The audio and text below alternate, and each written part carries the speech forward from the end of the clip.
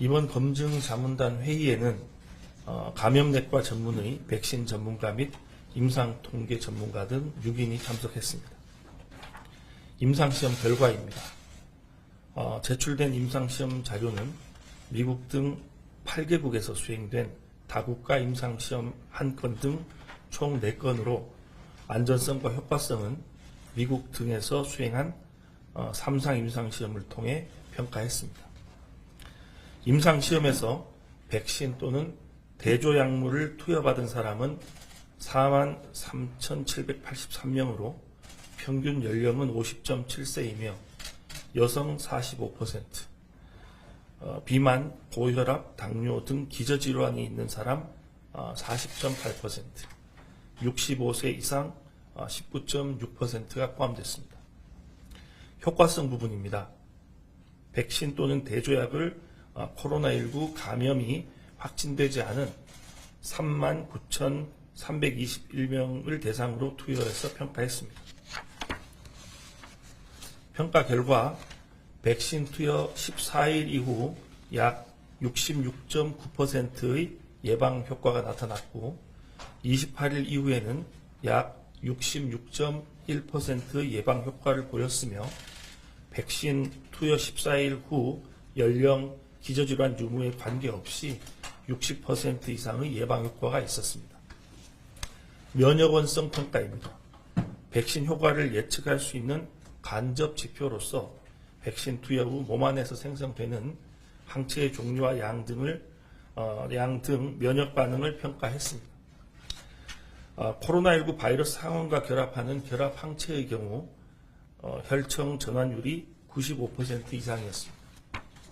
또한 중화항체의 경우에도 백신 1회 투여 후 혈청 전환율은 90% 이상이었습니다. 안전성 부분입니다. 백신 접종 후 예측되는 이상 사례는 국소 반응으로 주사 부위 통증, 홍반, 종창으로 대부분 경증에서 중간 정도이며 발생 후 2, 3일 이내에 소실되었습니다. 전신 반응은 두통, 피로, 근육통, 오심, 발열 순으로 대부분 경증에서 중간 정도이며 접종 후 1, 2일 내에 발생하여 1, 2일 이내에 소실되었습니다.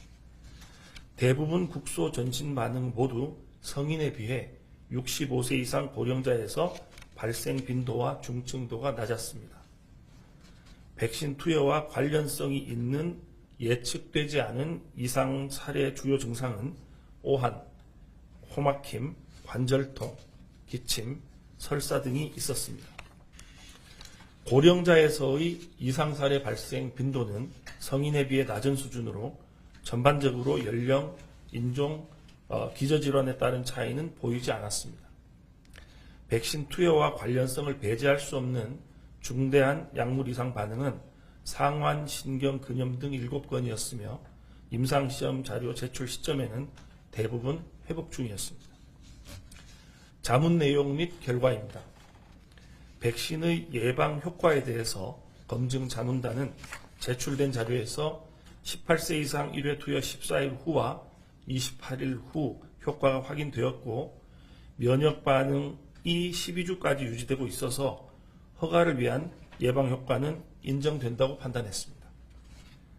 임상시험에서 발생한 이상 사례와 관련해 검증 자문단은 임상시험에서 안전성, 경향성은 허용할 만한 수준으로 판단했습니다.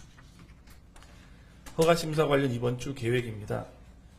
검증 자문단 회의를 통해 얻은 전문가 의견과 권고사항과 심사 결과를 종합해서 신청 품목의 안전성, 효과성, 허가 시 고려해야 될 사항 등에 대해 이번 주 목요일 4월 1일에 식약처 법정자문기구인 중앙약사심의위원회에서 자문받고 그 결과를 당일 오후에 공개할 예정입니다.